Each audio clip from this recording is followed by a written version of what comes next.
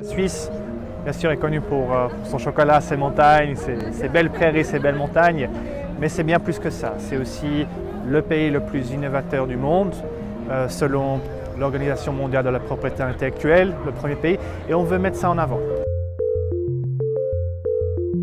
Ce qu'on veut mettre en avant, ce qu'on aimerait voir d'ici 2, 3, 5 ans, c'est de voir certaines de nos initiatives, de nos panels, de nos workshops, qui ont vraiment créé des liens, qui ont donné lieu à des collaborations.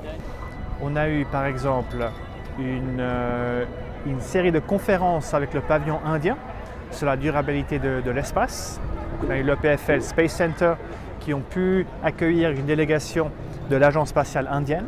On a eu également tout un programme avec des universités du Moyen-Orient, du Liban, de l'Arabie Saoudite, du territoire occupé de Palestine et aussi des Émirats. Donc ils sont venus avec des initiatives d'étudiantes.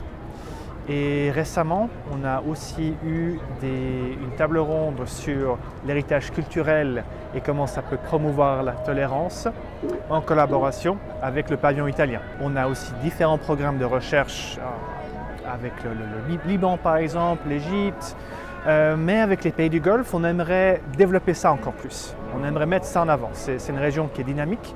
Dubaï, les Émirats se positionnent comme étant une nation technologiquement très avancée. Et donc pour la Suisse, c'est aussi très important d'être là, de faire partie du jeu, de chercher de nouveaux partenaires concernant des thèmes de durabilité bien sûr, mais aussi des thèmes qui sont plus en relation avec l'intelligence artificielle et l'automatisation.